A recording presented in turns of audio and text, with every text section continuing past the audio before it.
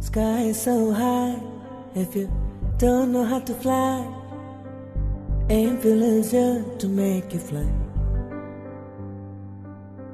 Sky is so high, if you don't know how to fly, Angel is here to make you fly. Here we go.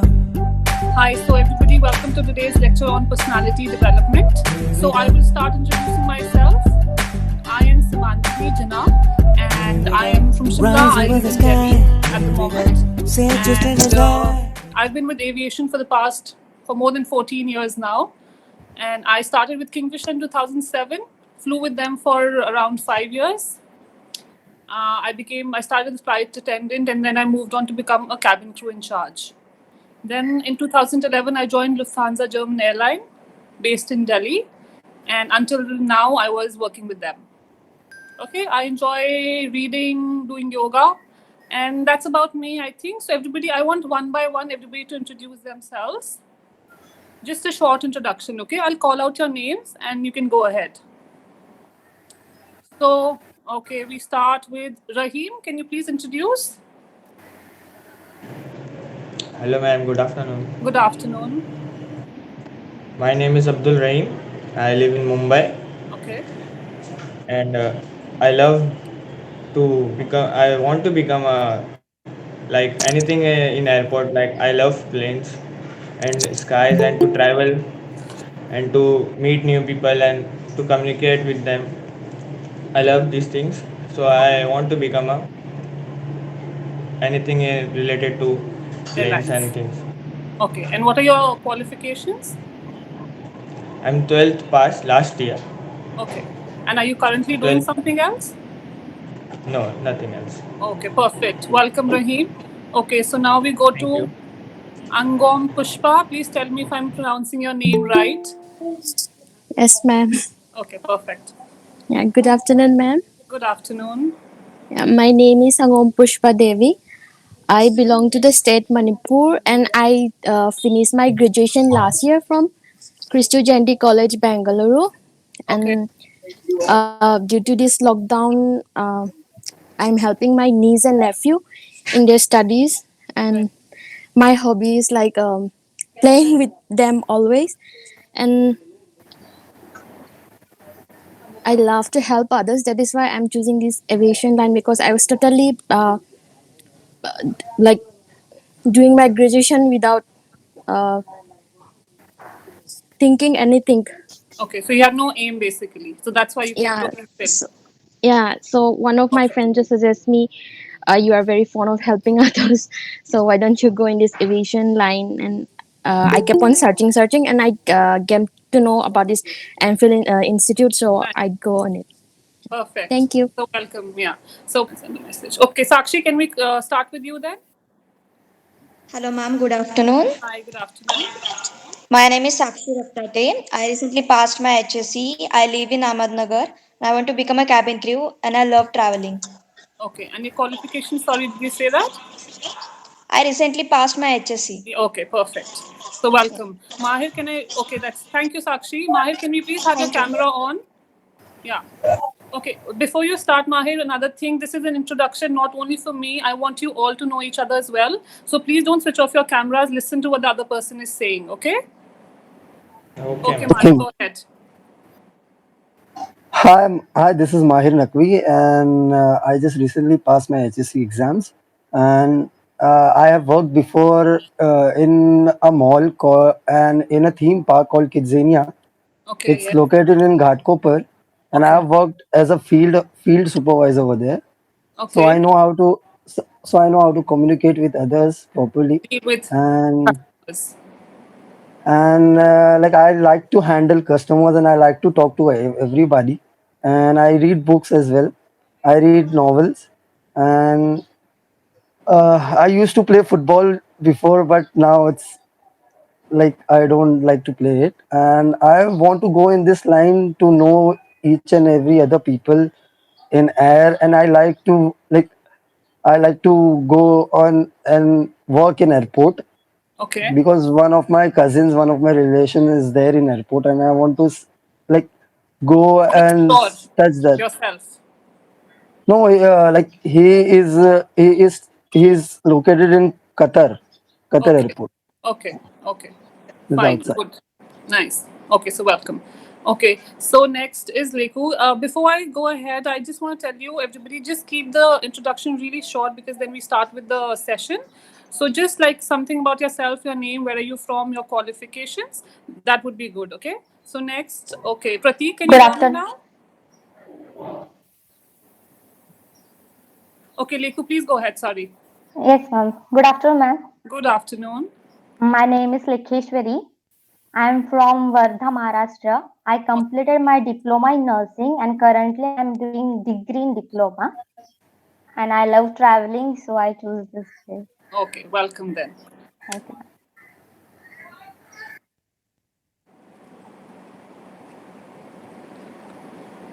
Okay, so next, Aryan Tambe, please can you go ahead?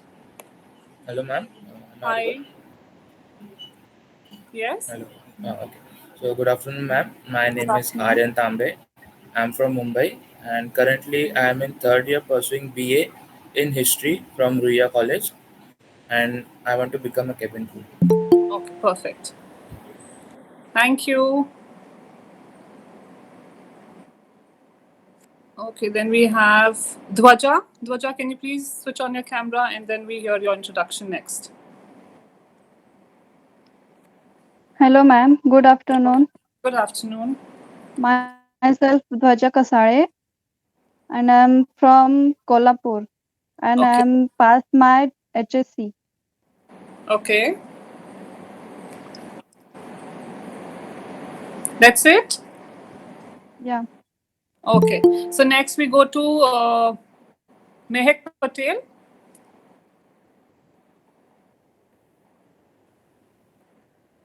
Mehak, can you hear me?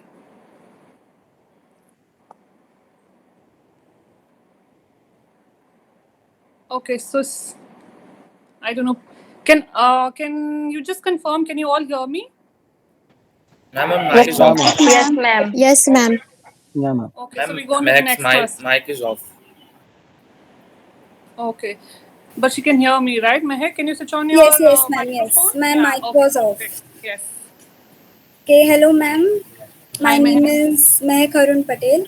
I'm currently residing at Bombay, and Okay. I have just recently passed my HSC. I'm planning to become an airport manager. Okay. Nice. So then we can go next with Sneha.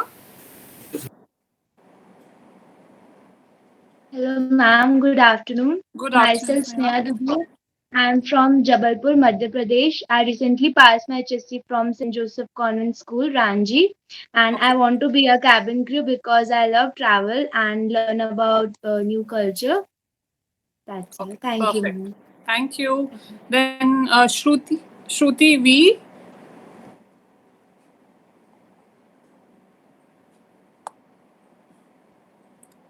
Shruti, can you hear me? Is your microphone on? Yes. Please switch on your camera as well.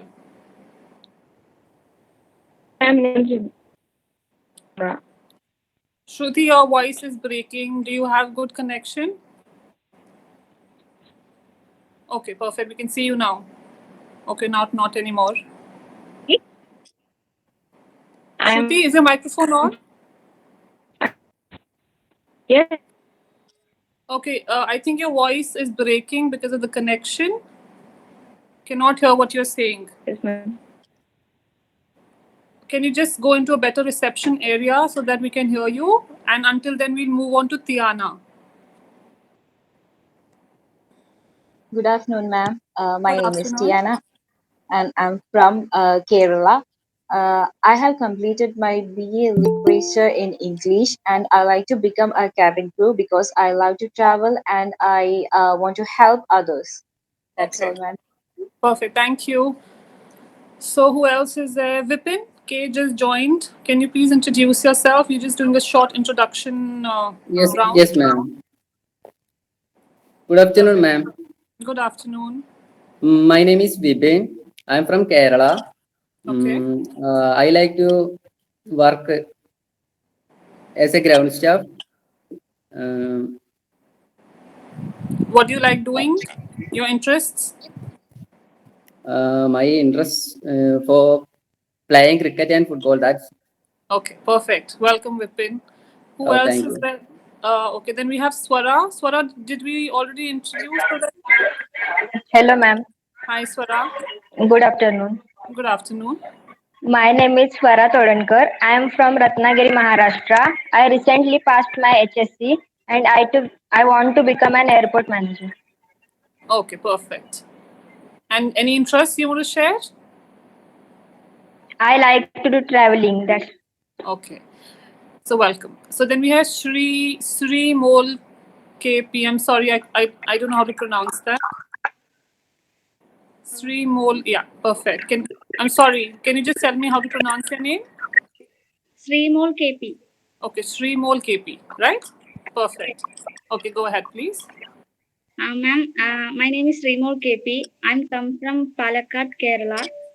I completed my bachelor's in business administration. Okay. My hobbies are reading books. Okay, nice. Welcome. So who else is left? I don't know. Salman, did we already do your introduction earlier? Hello, ma'am. Good Hi, afternoon, ma'am. Salman. Good afternoon. Okay, ma'am. My name is Mohammed Salman. I am coming from Kerala. I like to be playing volleyball. That's it. And why do you want to be? What do you want to be? Cabin crew, ground staff? Ground staff, What is ma'am. that? Okay, perfect. Welcome then. I think Mahir. No, Mahir is done. Prateek, can you hear me now? Okay, let me just.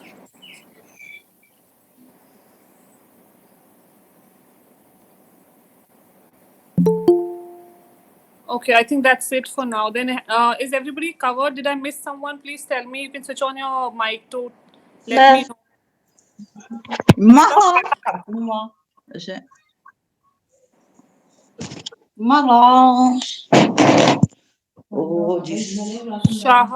Shahas, is that you?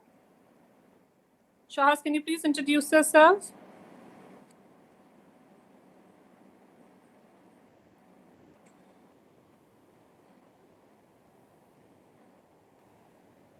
Okay, listen, I just... Sorry, ma'am. No problem.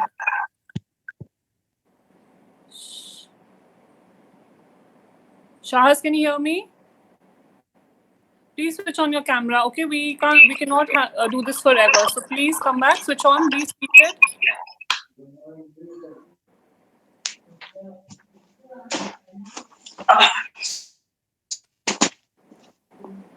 Are you ready, Shahas? Yeah. Sure. Okay, can you talk to everybody? I'm from Malappuram. Okay. Let's you like something. What are your hobbies?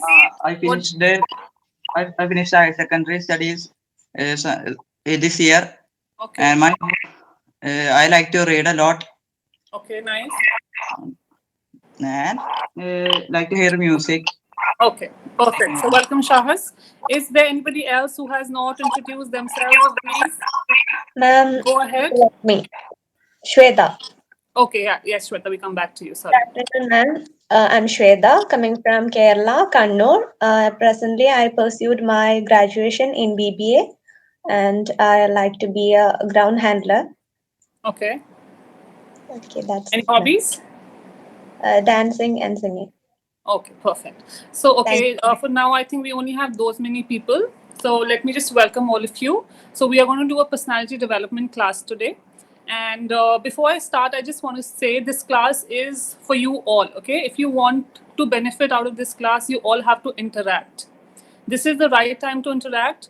Once you go in the interview, you don't have time to learn. So this is your time to learn and talk to people and break that barrier of not being able to talk to people, okay? So I will not be only the one talking. I want you all to interact.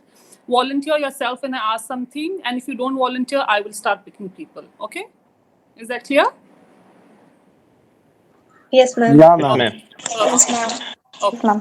Yes, ma'am. So we'll start now. So what do you think a personality is? So personality is something that is That is your characteristics which form your character. It is combination of that and your uniqueness. So if you want to describe it in a bookish language, I can do that from the module. It is personality is made up of the characteristics, patterns of thoughts, feelings, and behaviors that make a person unique. Personality originates within the individual and remains fairly consistent throughout life. Okay, so all the experiences that you've had in life, your biological characteristics that you have, all that will form your personality. And everybody has something unique in their personality. Okay, that is what makes them an individual. So personality psychologists are interested in the unique characteristics of individuals as well as similarities among groups of people. Characteristics of personality. Personality is organized and consistent. Personality is psychological but is influenced by the biological needs and processes. So whatever you've had, experiences you've made in life, from the family you come, and so all that will help build up your personality. Personality causes behaviors to happen. Personality is displayed through thoughts, feelings, behaviors, and many other ways. So how does the other person get to know about our personality? Is the way we react to things, the character that we have, our behavioral patterns. That is what makes up our personality. And that is through these things, other people can judge our personality. Okay? Is that clear? Yes, ma'am. Yeah, ma'am. Yes, ma'am. Yes, ma'am. Okay. Yes, If anybody ma'am. does not understand anything, please go ahead and ask questions. And there is no stupid question in a class. Okay? If you feel, मैंने ये पूछ लिया, what if others think I'm stupid to ask that? Do not think this. This is your time to ask the questions. Okay? Because in the interview, you will be the ones answering the questions. So this is your chance to ask questions. Okay? So the study of personality, there are a number of different techniques that are used in the study of personality. Each technique has its own strengths and weaknesses. So we'll see how personality can be judged, how people do these studies of personalities. First is the experimental method, are those in which the researcher controls and manipulates the variables of interests and takes measures of the results. This is the most scientific form of research, but experimental research can be difficult when studying aspects of personality, such as motivations, emotions, and drives. These ideas are internal, abstract, and extremely difficult to measure. So experimental method is that there are people who observe you and, there are certain aspects on which they judge you. But when a personality is made by your emotions, your drives, these are not tangible things. These are not things that you can feel, So it's difficult to measure these things. So these studies are not always very accurate. Because this is not like temperature that can be measured, right? Which is accurate. If it is 32 degrees, it is 32 degrees. But things like your emotions, your drives, these are not tangible things that you can touch and feel. So these are the things that cannot be measured to accuracy. That's why these studies are not always accurate. Okay? So next is case studies and self-report methods rely on in-depth analysis of an individual as well as information provided by the individual. Case studies rely heavily on the interpretation of the observer, while self-report methods depend upon the memory of the individual of interest. Because of this, these methods tend to be highly subjective, and it is to generalize the findings to a larger population. So this second way is case study. Case study, now when I observe you, one of you, suppose, okay, Shweta, okay, and I will judge you as per my perception, how I perceive you are. I might be wrong, I might not be accurate. And this also includes self-report methods where you give inputs, like this is how I react to a certain situation. And so these things are also not very accurate because you might remember just a certain part of your reaction. You might not remember everything. So again, these in a personality development, it cannot be bang on. It is not black and white. It is that gray area where it is not just one digit. Okay, it is that gray area between black and white. So these studies cannot be accurate, basically. There's another way is the clinical research relies upon information gathered from clinical patients over the course of treatment. Many personality theories are based upon this type of research, but because the research subjects are unique and exhibit abnormal behavior, this research tends to be highly subjective and difficult to generalize. So the third way is a clinical research, which is done on patients that are being treated. But again, because these patients have a lot of abnormalities that they are being treated for, again, it is very subjective. Okay? So these things cannot be 100% correct. Okay, so these were the three ways: experimental methods, case studies, and self-report methods, and clinical research. Is that clear? Yes, Yes, ma'am. ma'am. Okay. Yes, ma'am. Yes, So ma'am. now we go on to how to win friends and influence people. Mahir, can we please have your camera on? Mahir? Okay. So I'm saying this again and again. People, please do not switch off your cameras. We are here attending a class, and let's just be serious about it, okay? So, fundamental techniques in handling people. Don't criticize, condemn, or complain. Give honest and sincere appreciation. Arouse in the other person an eager want.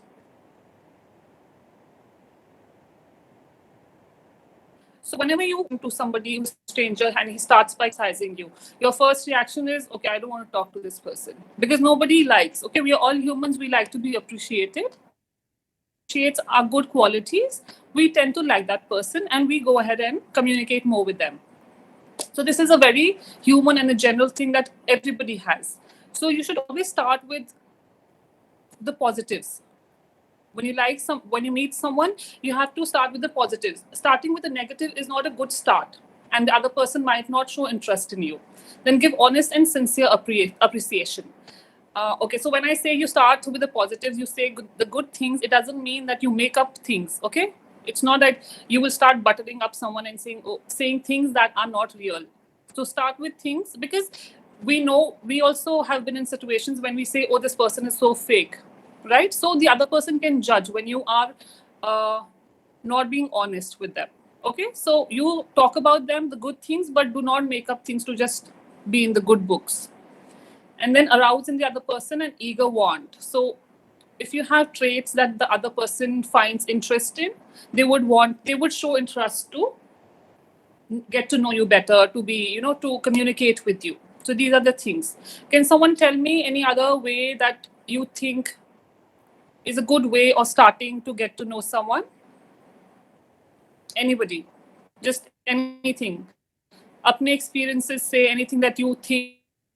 Sorry, ma'am, I can't get the question. What is the question? Okay. See, so these are the ways I just told you how to for your personality, and you have to find ways which work for you. Okay? Okay, so 6 ways to make people like you. Everybody likes to be liked by others, right?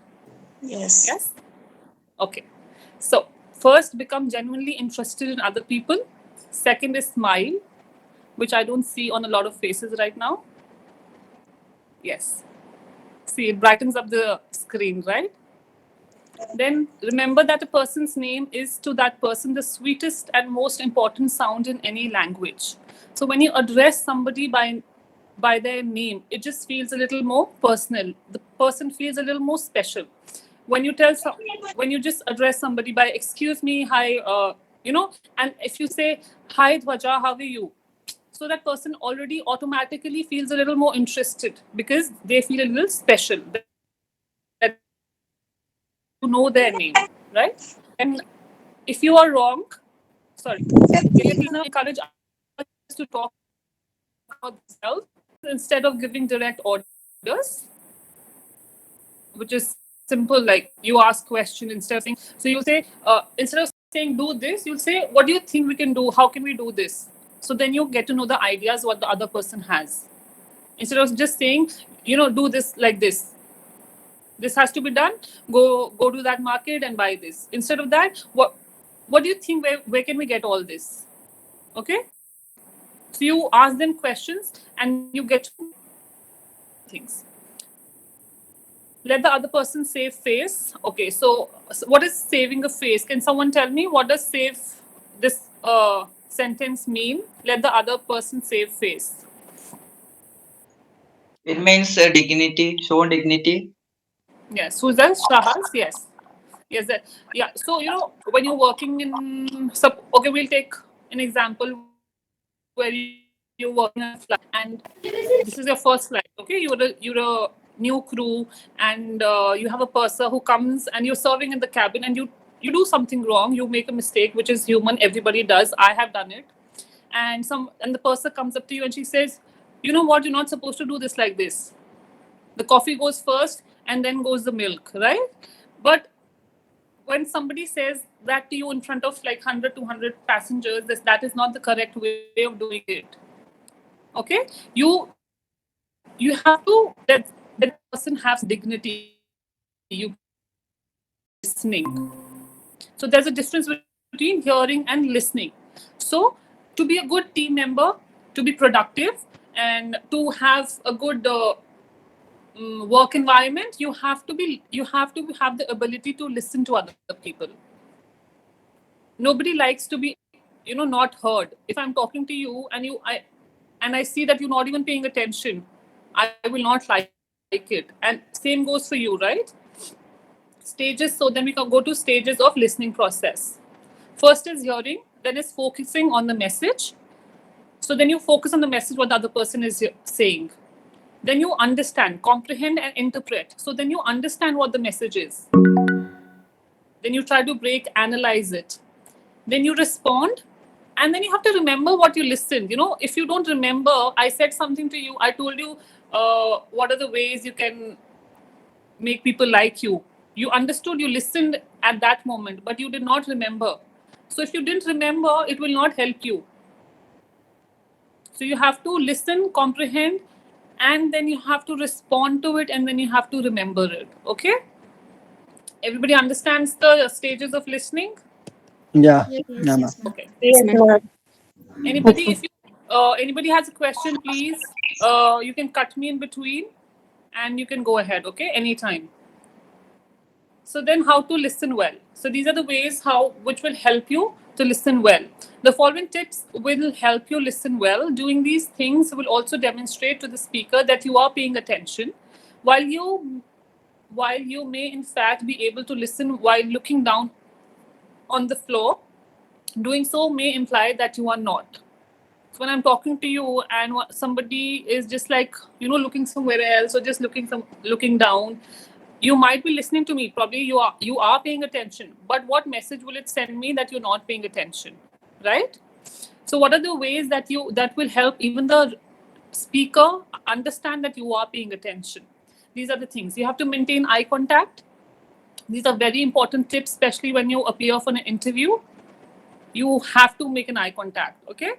Then is don't interrupt the speaker until it is really important. It is best not to interrupt. Wait for the speaker to finish and then you ask your question. Sit still. Don't be doing this with your pencil. You're moving around your pencil and this and that, okay? So sit still as much as, don't sit like a robot that you're just like in one place like a mannequin, but just try and sit like in a good posture. So when you go and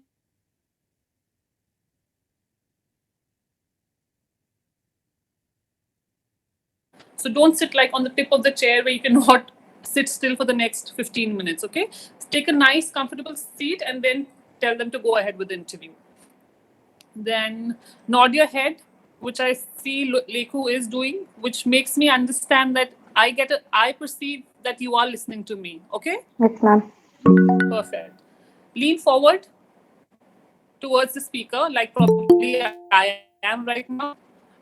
So, okay. So you don't have to like lean into somebody, but just a little lean towards the front. It gives the other person a perception that you are talking to the other person, okay? You are listening to the other person.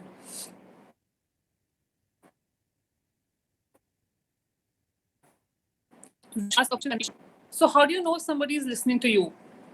If at the end of the session, I don't even get one question, that means probably you're not listening to me, okay? But if I do get some questions, then I get the idea that, okay, you don't have to have questions, but that is just an example, okay? But if people ask me questions, I will know that you were listening to what I was saying. Yeah? Then what? Priyanka,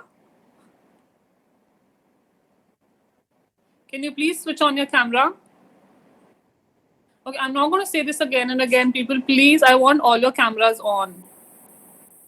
So then barriers to listening. We'll continue with the session, okay? What are the barriers to good listening? Beware of the following things that may get in the way of listening. Bias or prejudice, language differences or accents, noise, worry, fear or anger, and lack of attention span. So what is bias or prejudice? Can someone tell me? Anyone?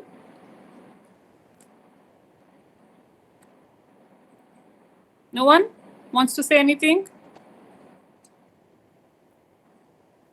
If I don't like the opposite person, maybe I will not listen to them.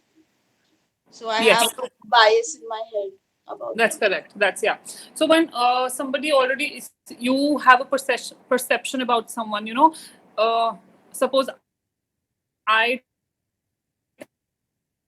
she acts very bossy and something. I tell Swara this. So when Swara is trying to communicate with Tiana, she has that bias and prejudice. She has that perception in her mind. This is how she is. So you will not listen to her. You will not listen to her with all your attention. Because you already have that bias in your mind. Okay, so you should never take anybody else's experience as your own. Make your own perceptions. Okay, then language differences or accents. This is especially important for the kind of profession you all want to get into, because you will be meeting a lot of people from different parts of the world who may not speak the same language as yours, and even if they speak the same language, per se English, they might have a very different accent, which is difficult to comprehend. So because of this also, this can be a barrier in listening to them. You will not be able to comprehend what they are saying. You can a lot of outside noise plus a lot of people inside the cabin. An example, you go to the club where you have loud music, you're trying to talk to your friend, you cannot talk, right? So that is another barrier in good listening. Then there's worry, fear, or anger. If you're worried and you're thinking about something else, like, oh, I have to go there right now, I have that, you are thinking of something else. So you can have everything else. Probably you're leaning in front, you're nodding your head, but you're not listening to what the other person is saying because you're worried and stressed about something. Oh, I didn't get a job. And so all that is going on your mind. That is the worry and the stress that you have at the back of your mind. So that can be another barrier in good listening. Generally less. You switch things very quickly. So you're listening to me, and suddenly you start thinking, oh, I have to go there, I have to go to a party, I have to meet my friend. So all that. Okay. So these are the things that can be a problem in listening. So you have to think about all this, especially what things are important for you, where you really have to give your 100% of listening. Okay, especially like sessions like this, and if you go for an interview, you really have to be a good listener. If you get into a job of cabin crew or ground staff, ticketing, whatever, you have to have very good listening skills. Okay, so listening starts early. If you have children, you know what it's like to feel like young cousins or sisters, brothers, nephews, nieces. Yeah. So I'm sure you all have had a chance to interact with them and they are nodding their head with all excitement. Okay. They're like, yes, yes, yes. But you tell them something and they don't know what you're talking about. Right? And you ask them something, they will start talking. You're talking about apple, they're talking about onion. It's like that. Okay. So we all know that. So this doesn't only happen to kids, but this can happen to anyone. Another example of this, when we were in school and we had like a class where everybody was reading and suddenly your name was called out. You're nodding your head and listening to everything. Suddenly your name is called out and you're fumbling, you don't know where to read from because you're not paying attention, right? Okay. So kids have an uncanny ability to appear to be listening to you while actually paying no attention at all. While this is something that may pass with age, it is important to help children develop good listening skills early. They will do better in school and you will keep your sanity. So, if you help children at an early age to start to be good listeners, this will help them and help you as well. As the scans report points out, good listening skills will prepare children to eventually succeed to workforce. And if you train them to be good listeners at early stage, it will help them in future. They will be an asset to the company, they will be an asset to the team they are working with. When you tell your child to do something, ask them to repeat your instructions. So how do you know if the other person is listening to you? These are certain ways that you can judge if the other person is listening to you.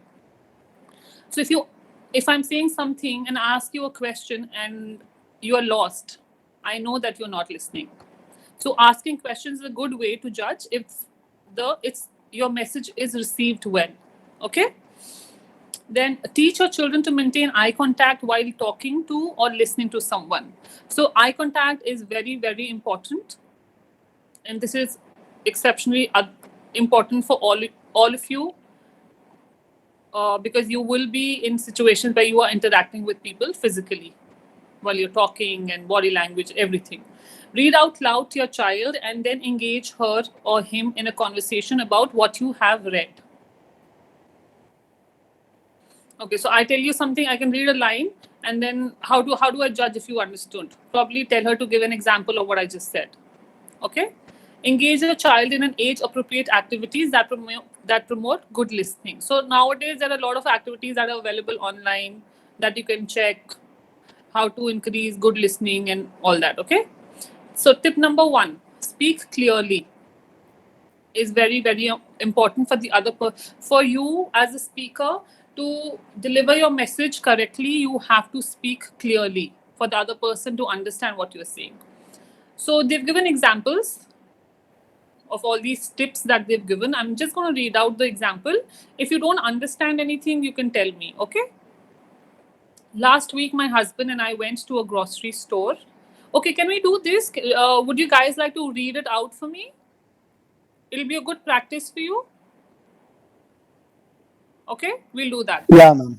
Okay, perfect. So let me start with people who did not introduce themselves.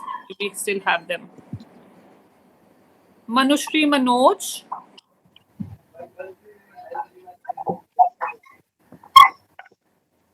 Are you here, Manushri Manoj? Abhimanyu? Yes, ma'am. Abhimanyu? Yes, ma'am. Okay. Can you please switch on your camera?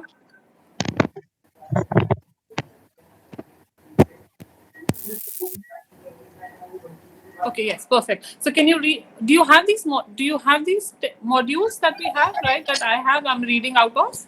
No, ma'am. Oh, you don't have this module. Okay, I'm so No, sorry ma'am. then. Okay, I thought you've been given these modules. I'm so sorry, then I'll have to read it out, okay? Okay. So last week, my husband and I went to a grocery store. The cashier who rang up our order was a high school student, probably somewhere between the age of 16 and 18. He had longish hair and several piercings, not unusual for today's teens and young adults, and certainly not off-putting. What we found annoying was that he mumbled. We couldn't understand a word he said. Our response to everything he said was, "What?" Keep in mind, my husband and I have pretty good hearing. 1 second.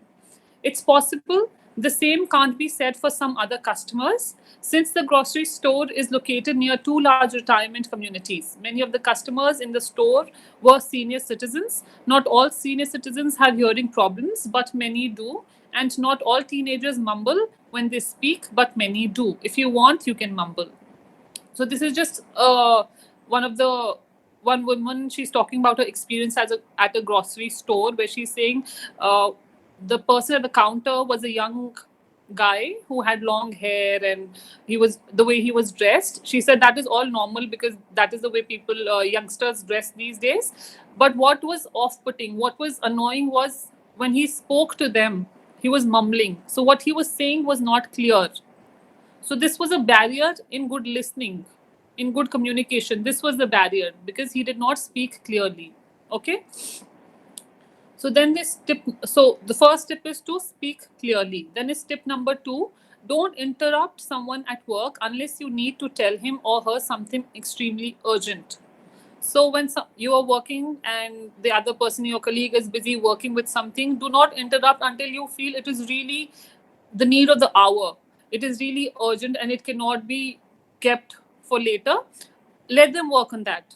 If it is urgent, go ahead. But if it's not urgent, do not do that. Several years ago, I'm going to read the example now, okay? Several years ago, I worked in a public library where one of my job duties was supervising the teenage employees. Abhimanyu, please can we have your camera on? Thank you. Please leave it like that, okay? This was the first work experience from many of them, and therefore I took my job of supervising them very seriously. I needed to make sure they understood appropriate workplace behavior, not only because it affected how they did their jobs at the library, but because I hoped they would learn something that would help them in the future. One boy, Joe, constantly interrupted me while I was helping patrons. Each time this happened, I patiently explained to him that he would have to wait to speak to me until I was finished. This happened over and over until I couldn't take it anymore. I finally had to tell Joe, please don't interrupt me unless my hair is on fire. It worked. Okay, so this is another person, a librarian probably. She works in a library where there are a lot of teenage, you can say like interns, teenage employees who are working.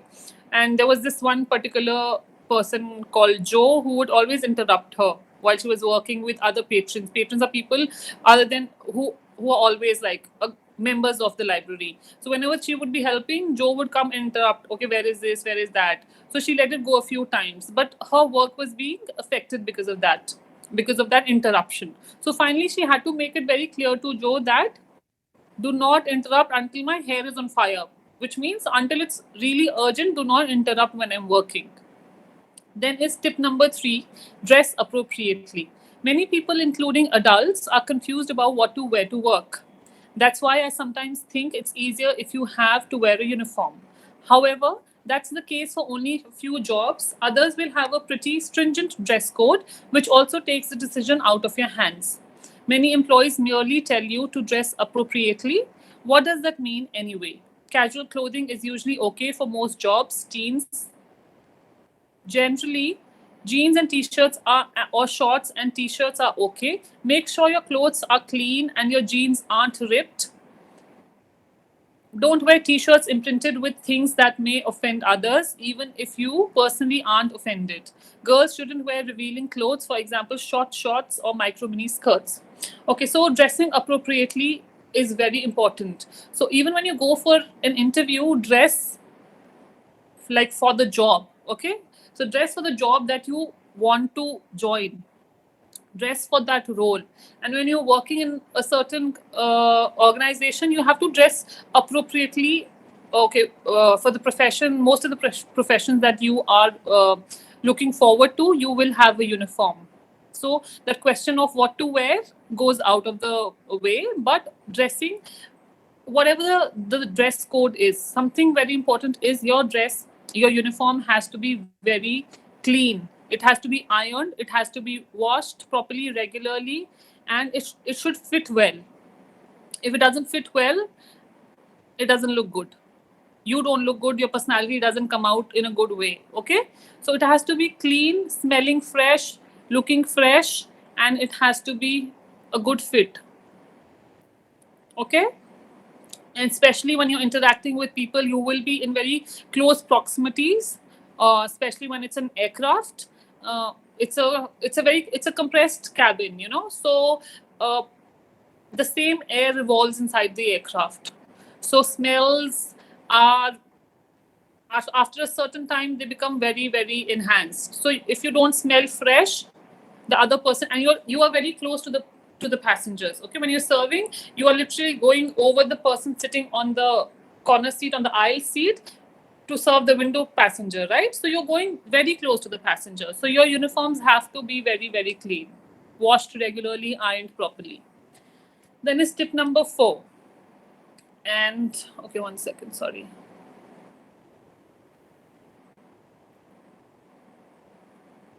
Tip number 4 and 5, listen carefully and pay attention. This we've spoken a lot about, but I'm just going to read the example. I've saved what I feel are the most important tips for last. When my daughter started kindergarten, I thought I'd get her off to a good start by teaching her those 2 basic rules. One day I said to her, there are 2 important things you should always remember. Listen carefully and pay attention. And listening carefully that means you have to pay attention. Listen itself is paying attention. Okay. Then I asked her to tell me what those 2 important things were. To which she replied, I don't know. I guess she wasn't listening or paying attention. Her excuse, she was only 5. I'm sure you'll have an easier time remembering these rules and the other tips presented here. Okay. So basically, you listen and pay attention is the tip here. Then we talk about observations. Okay. So what is observation basically? Let me put it in a simpler language. So observation is you have your senses, you can see, you can smell, you can hear. And how do you decode this? So these are all your inputs you get by looking at a person, by hearing to what they are saying. And observation is basically decoding this information and then making an observation. Like you're looking at a person, you're using your sense of seeing, and then you observe what the person is doing. Okay? So as per the definition given here, observation in philosophical terms is the process of filtering sensory information. So you filter that information, what your senses receive, what you hear, what you see, what you feel, what you smell, you filter that information. And that is how you make an observation about something. Through the thought process, input is received via hearing, sight, smell, taste, or touch. These are your 5 senses. Hearing, sight, smell, taste, and touch. And then analyzed through either rational or irrational thought. You see a parent beat their child, you observe that such an action is either good or bad. Deductions about what behaviors are good or bad may be based in no way on preferences about building relationships or study of the consequences resulting from the observed behavior. With the passage of time, impressions sorted in the consciousness about many related observations together with the resulting relationships and consequences permit the individual to build a construct about the moral implications of behavior. So basically, whatever experiences you've made in life, whatever relationships you associate with that will, because of that, you will perceive your observations. Okay, you observe something, but how do you perceive it? Based on your experiences, what you have learned in life, what you have seen in your life. So you perceive that observations depending on them, and that is your personality. The defining characteristic of observation is that it involves drawing conclusions as well as building personal views about how to handle similar situations in the future, rather than simply registering that something has happened. Okay, so observation also so when you observe something, you associate it with something that if you face a certain situation in future, how will you react? So you observe something like there's an accident, suppose, or you see, okay, forget the negative accident. You went for an interview and you see a person made through the interview. He or she got selected. So this is an observation you made while looking at the person, right? And so from this observation, you will form your perception of reacting in future. You will see how she's dressed up. Is she well groomed?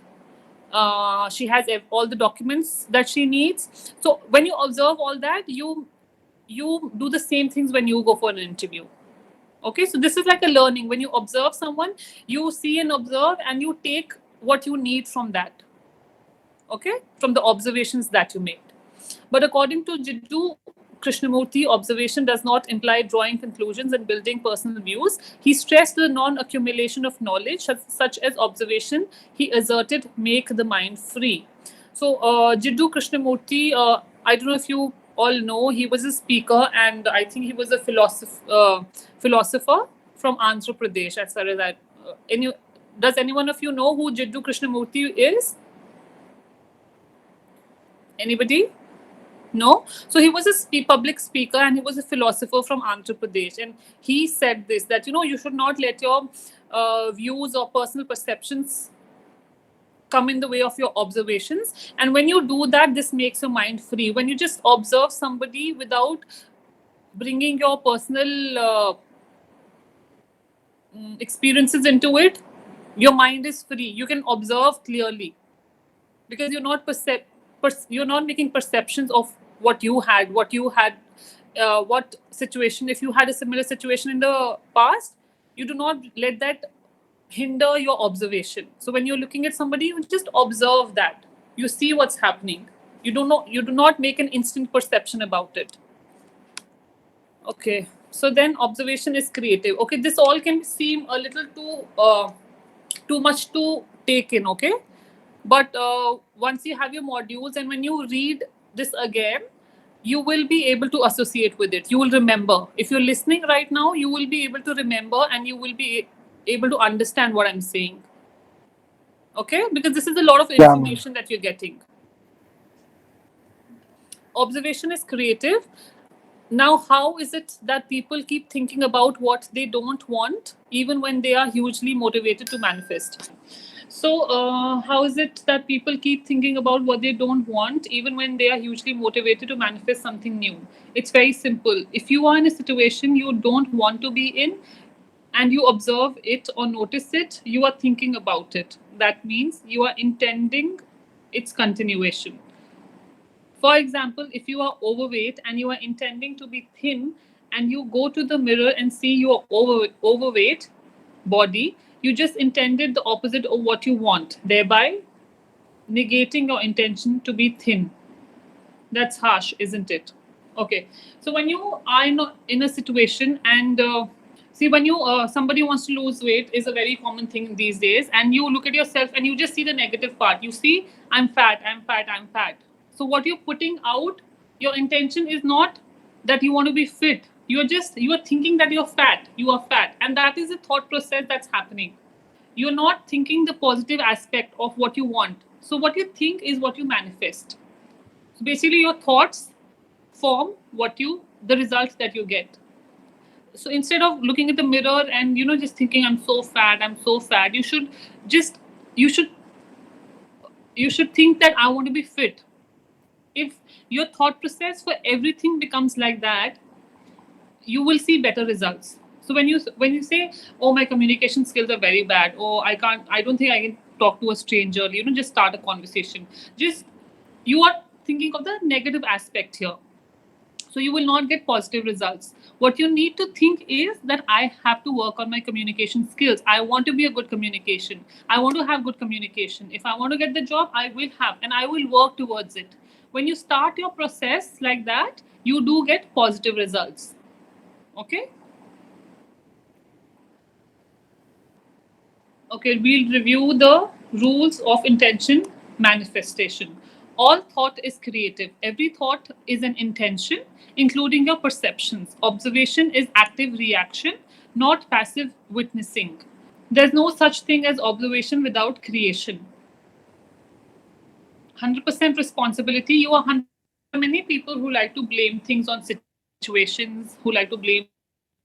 But what you are, the way you perceive things, what you thought of, what you worked on, what you did not work on, it is all you.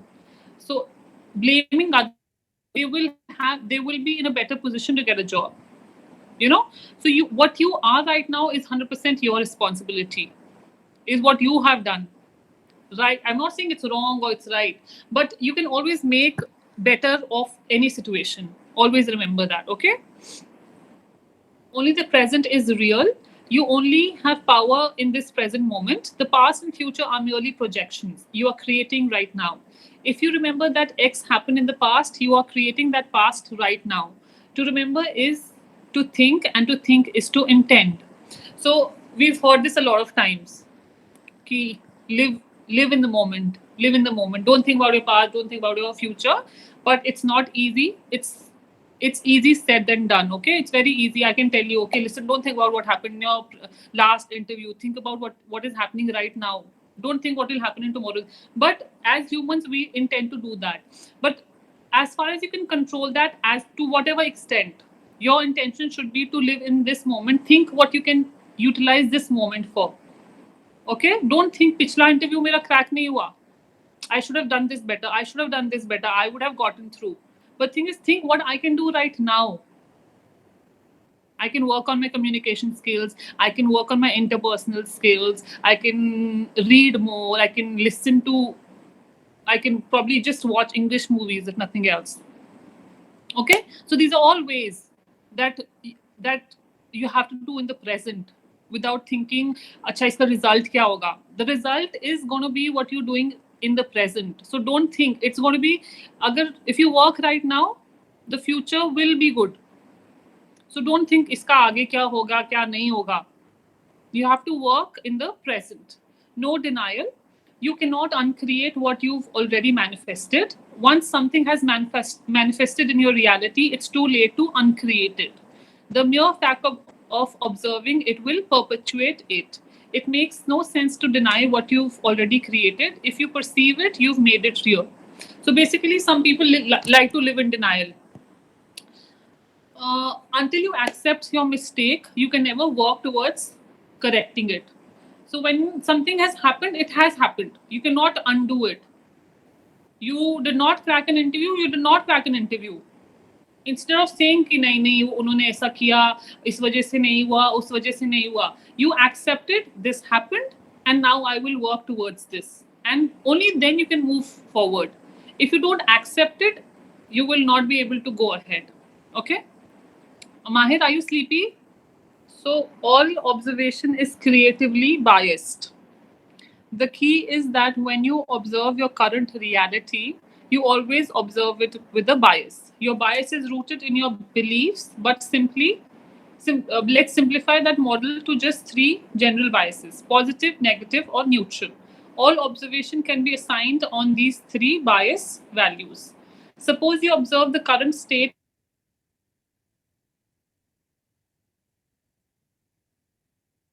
to acknowledge that, but while you are observing your situation, you are also expecting one of the 3 things to happen. The situation is growing, the situation is declining, the situation is stable. So 3 things can happen. You can to worse, that means the situation is declining, or the situation stays where it was. That means the situation is just like that, it's stable. This expectation may be subconscious much of the time, but it's always there in some form. Assuming you intend your situation to improve, which of these 3 observation biases makes the most sense? Clearly, the positive one bias is the way to go. So when you want your situations to improve, everybody says, be positive, be positive. But it is not something that you people just say, okay? These are things, there have been books, there have been case studies about these rich people and people who go from rags to the riches, or all these people have something very common. They are very positive. People who don't have money, they invest in stock markets, and generally regularly people say, nay, don't put your money into stock market, you lose all the money. But people who come out of it is because they had a positive outlook. They thought, no, I am going to win. They invest in a business thinking, I am going to win. I will make good money out of this. So because of this positive thinking, this manifests. So what you think is basically what you will make. Okay, so if you start with a positive thinking, it will maximum times it will see, it might not help it, but it will not. Negative thoughts for sure will not help. You will always judge yourself. You will always, you will always not be sure of your decisions. This will always pull you back. So being positive is one of the most important things when you want to improve your situations. Clearly, the positive one bias is the way to go. In order for intention manifestation to work smoothly, whenever you observe your current situation, even as it continues to conflict with what you really want, you must observe with positive bias as much as possible. So, it is not easy. We know negative thoughts will come, but try to have positive thoughts as much as you can. This will allow you to observe reality without simultaneously negating your positive intentions. So, what is positive outlook? Why positive attitude is critical? Why is positive thinking important? This is precisely why a positive mental attitude is effective. Attitude is absolutely critical. It is very important. Okay, what is your attitude towards your life, towards your job, to anything, that is very, very important. If you spend time focusing on your positive intentions, but you also observe your present situation is neither a neutral or negative way, you're wasting your time. This is why you don't get thin by harboring thoughts like, I hate being fat. Instead, you must acknowledge your present overweight body while latching onto the hope that your momentum is headed towards your goal weight. So when you keep thinking, oh, I'm fat, somebody wants to lose weight, or somebody wants to put on weight, keeps thinking, I'm too thin, I'm too thin, I'm too thin. You're just wasting time on that, right? You're just pulling yourself back down. Instead of that, you have to accept that this is not the body weight you want. This is what you want. You have to set a goal. You cannot deny that you want to lose weight. Okay, I'm not saying don't live in denial that I want to lose weight, but don't pull yourself down by saying I'm too fat, I'm too fat, I'm too fat, or I'm too thin. That is just waste of time and energy. So what you should put your thoughts into is, this is my goal weight and how am I going to work towards that. That is the positive outlook towards that situation. Okay, fortunately, no matter how overweight, broke, lonely, or unmotivated you are, there's always hope. So hope is always good. When you hope for the best, when you hope for better times, when you hope for better results, that is always good. Okay, there's always the possibility of turning things around.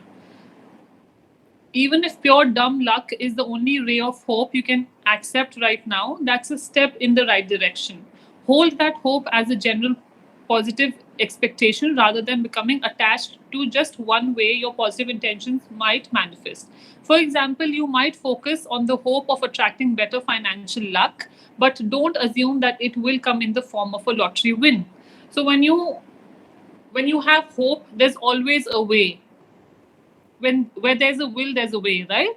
So when you hope for things, you will find your solutions, because you will work towards them. But when you are only thinking of the problem, you will not think of the solution.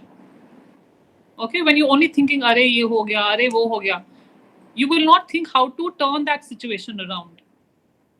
So you have to put your focus on the positive aspects. My experience. Okay, so there's an example that somebody is given, like one of the experiences they've shared. I've been testing this creative observation strategy for several weeks now. Whenever I observe something in my reality that I don't like or that conflicts with my positive intentions, I do my best to look for any shred of hope for improvement and focus on that. I keep observing with a positive bias, always asking what's good about that. As I observe my present reality, I'm literally trying to bend it in the direction of my intentions. I look for any reasonable excuse that the momentum of a situation is positive and improving in the direction of my intentions. So basically, that this person is just saying, whenever I'm stuck in whatever reality I'm living, everybody wants to improve that reality, right? Nobody thinks ki abhi. Most of the people want to go, you'll become a cabin crew, then you'll want to become a senior cabin crew. So everybody wants to grow. So everybody has a goal in life, right? You should always have, rather. But everybody, even if you don't have a goal, everybody wants to go towards the better tomorrow.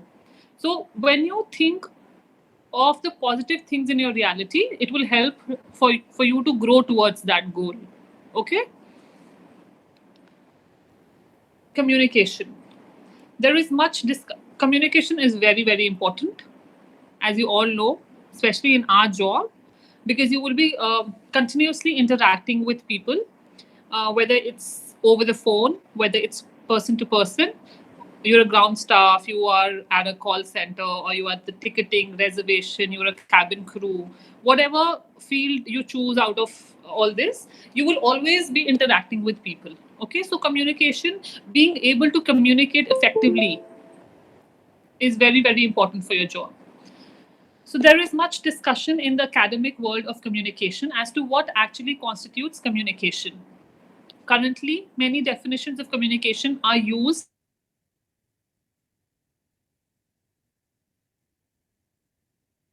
Communication is also understood as the exchanging of understanding. So, what is communication? I understand something. I'm trying to exchange my understanding with you. Okay, so I'm trying to convey my message, what I understand, to you. Okay, so that is communication. I'm trying to communicate my thoughts to you. Communication is also understood as the exchanging of understanding. Additionally, the biocommunication theory investigates communicative processes within and among non humans, such as bacteria, animals, fungi, and plants. So, biocommunication is another which studies the communication among non-human things like bacteria, animals, fungi. That is biocommunication, but we are not going to be talking about that. We might say that communication consists of transmitting information from one person to another. So I have some information, I am trying to transmit that to you. This is communication. In fact, many scholars of communication take this as a working definition and as Laswell's maxim, who says what to whom is what channel with what effect, as a means of circumscribing the fields of communication theory. So we are going to be studying functions of communication, the communication process, communication fundamentals, key communication skills. So these are all part of the module that you'll be studying, okay? So functions of communication. What are functions of communication? We'll start with that, okay? To control, then is motivation and emotional expression. How do you express your emotions is a form of communication. It can be verbal, it can be non-verbal, it can also be written. You write an email to someone, you write a letter to someone is another form of communication. Okay? I'm talking to you, this is verbal communication. And I'm making these hand gestures or my body language or my expressions, these are all non-verbal communication. Okay? So there's verbal, non-verbal, and written. The communication process. So there's encoding, then there's a channel. So this is the channel. This Google Meet is the channel. Then is the decoding at the receiver. So you are the receiver. You are what I'm telling you. You are decoding and understanding that. So this is the channel. Okay. I'm the source. I'm encoding. Then this is the channel that it goes through. Then you decode, and the receiver receives the messages. Okay. The communication process. So there are different processes. Okay. If it's one person, it will be like a kind. I'm talking to you. It's a chain. And you talk to another person. The other person talks to the other person. So one by one, we are transferring that information. This is a chain communication. This is the chain network. Then there will be a wheel network where I am sitting here and you all are listening to me. So I am the speaker, you are the receiver. So this is a wheel. When one person is transmitting and there are a lot of other people receiving the same message at the same time. And then there's all channels can be, it goes from me to Leku, Leku tells it to Tiana, Tiana tells it to Abhimanyu. So that this is a different way of communicating. Okay, it is not, everybody gets to know, but this is not transmitted at the same time. What are the barriers of effective communication?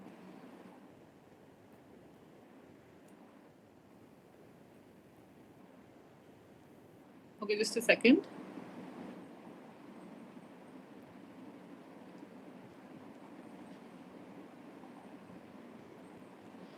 So there can be different barriers in communication. When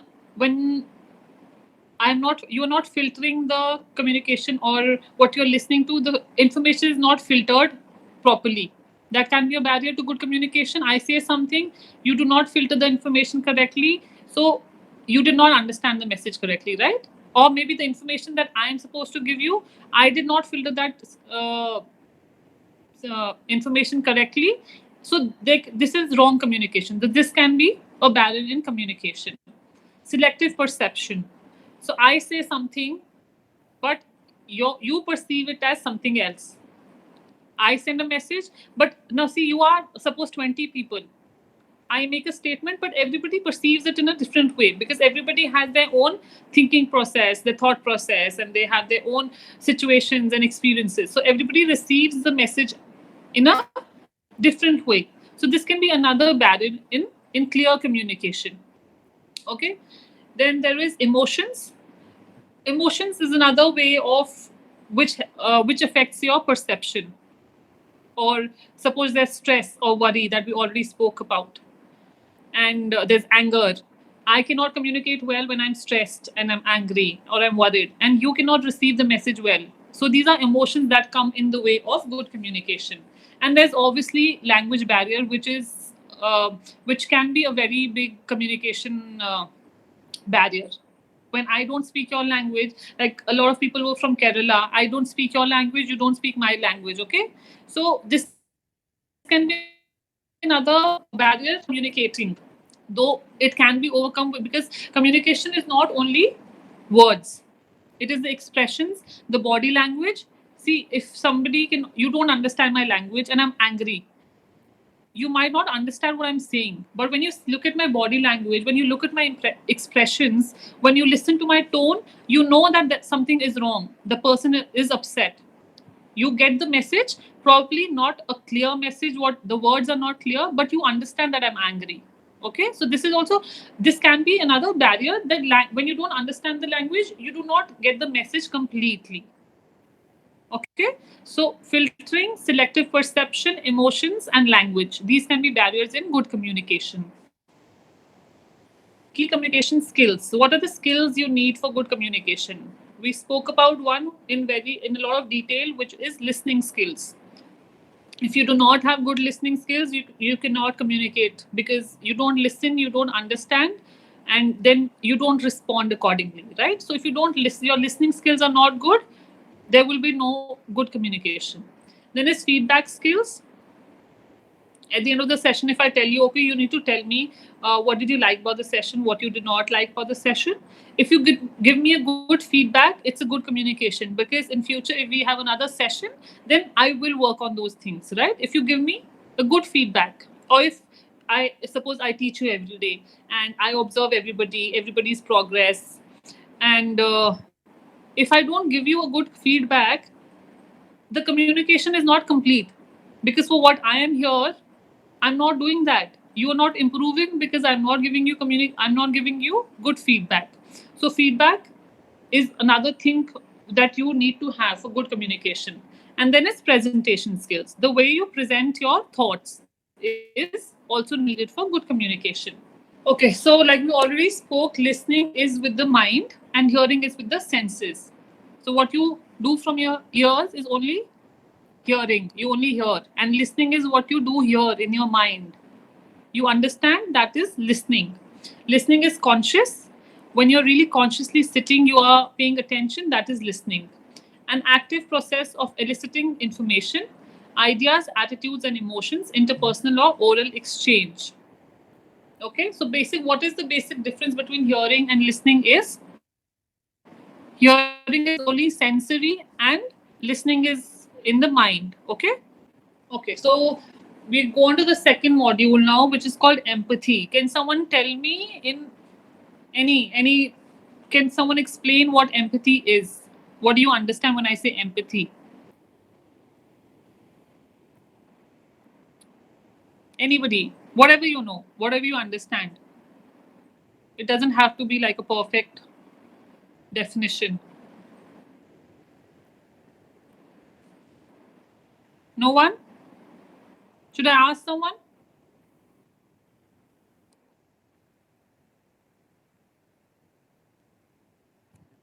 Okay, is Jibin Gigi David? Can you hear me? Yes, ma'am. Okay. Jibin, have you ever heard of empathy, the word empathy? Yes, ma'am. Yes. Can you explain it? Just one line. Do you know what empathy is?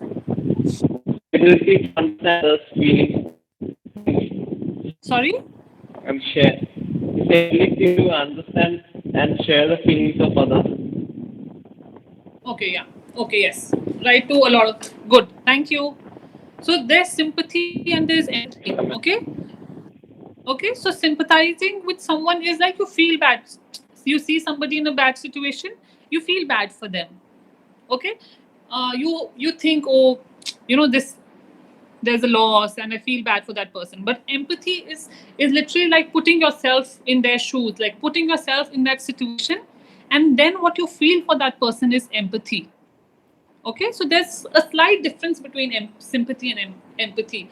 When you really put yourself in that situation, like they say, put yourself into their shoes, and then what you feel is called empathy. So I'll just read what's written in the module. Just as empathy was conceptually distinguished from sympathy, beginning with the early definitions of empathy in the 1800s, the term may be in the process of being distinguished again, this time from perspective taking, due both to the conceptual confusions between the emotional and cognitive aspects of empathy and to an emerging sense of the differences in the functional aspects of two phenomena. More recent discussions have distinguished between empathy as more intuitive emotional aspect and perspective taking as the more cognitive aspect. So basically, there is more intuitive emotion. There's more emotion in empathy because you put yourself in that situation. So you understand the other person's situation in a better way. That is empathy. The development of empathy. By the age of 2, children normally begin to display the fundamental behaviors of empathy by having an emotional response that corresponds to the person. So basically, how you respond to somebody else's situation is empathy that you show towards them. Even earlier, and this process starts as early as at the age of 2. Children already start empathizing with people, okay, at the age of 2.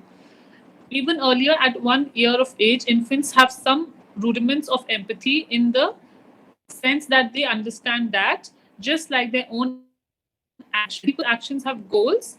Sometimes toddlers will comfort others or show concern for them as early as 24 months of age.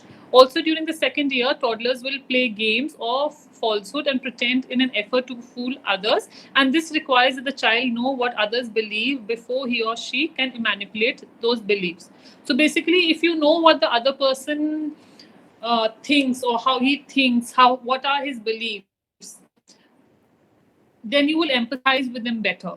When you know what the other person is feeling closely, then it is easier to empathize with them. So it is better to empathize obviously with someone you are close to because you know them personally, but it is not impossible to empathize with strangers, okay? Because if you put yourself in that situation, you will be able to understand what they're feeling right now.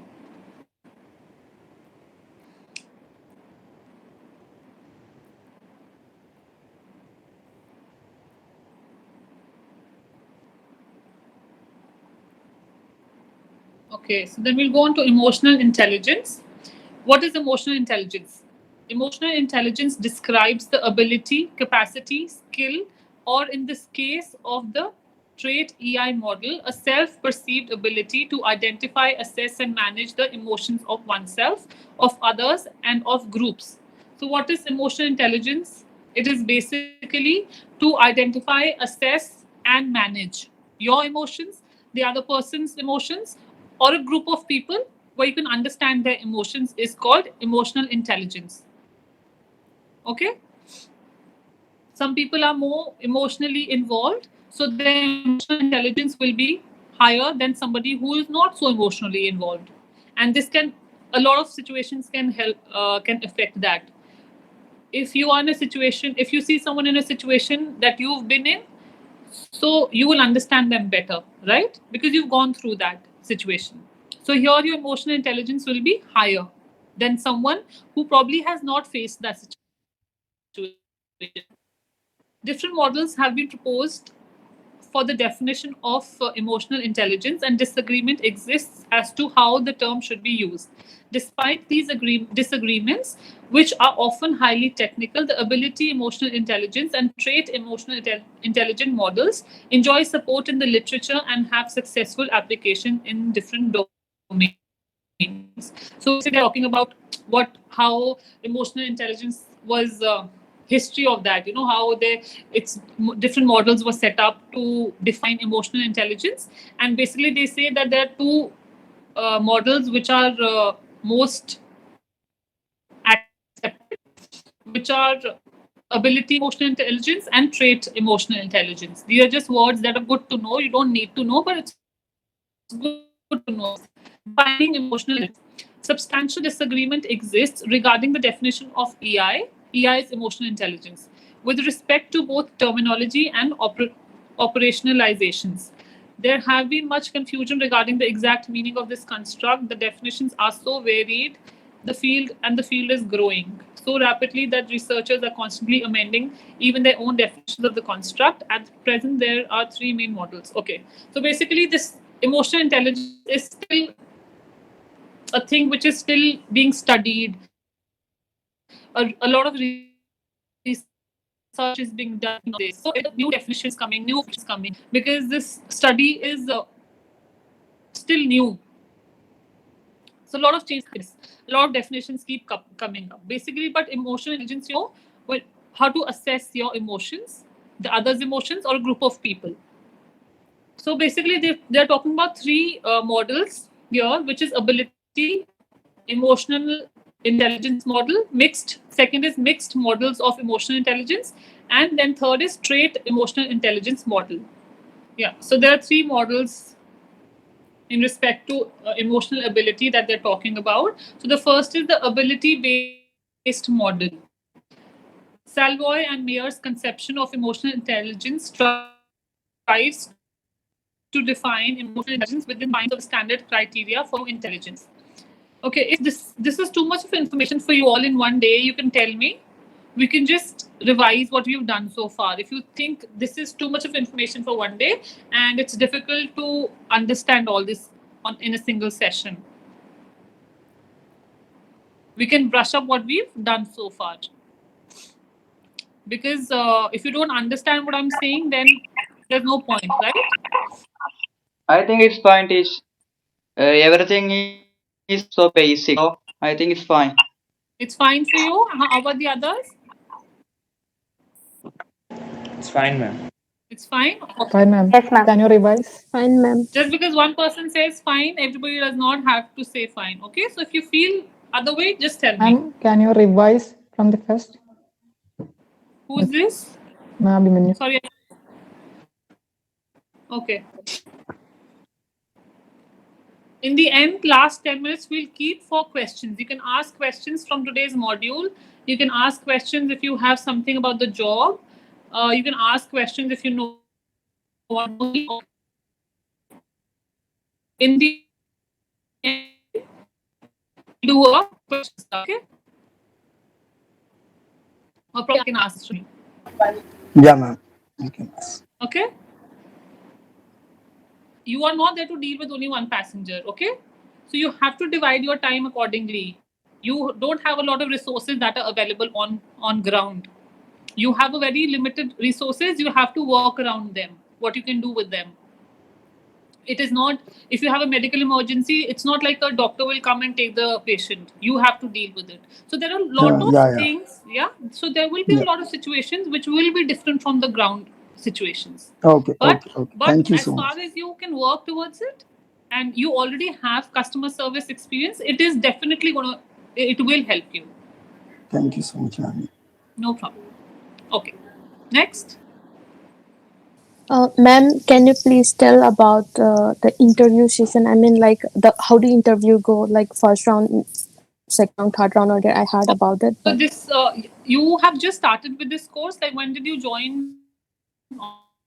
Or give you a little bit of idea of how it happens is, see, every airline has a different way of conducting an interview, but usually there are around 2 or 3 interviews which can be on the same day, which can be over a period of time also. Basically what they're looking is how you present yourself, your communication skills, your problem solving skills. These are the things that looking, how adaptable you are to situation, how flexible you are, and how pleasant your personality is. These are the things that they're looking for. This can be conducted in group discussions, one to one. They can give you a situation. How will you react to that? So every airline has different ways, but majorly these are the things that on what they judge you.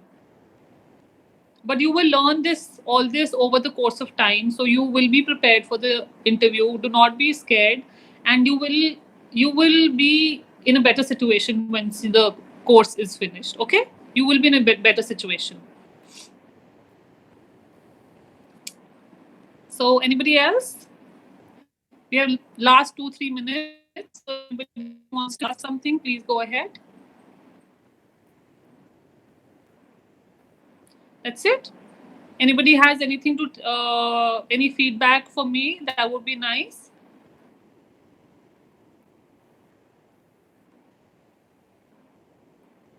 No feedback. All skills. So that's a good feedback. You did not like something, you liked something, everything is welcome. Okay?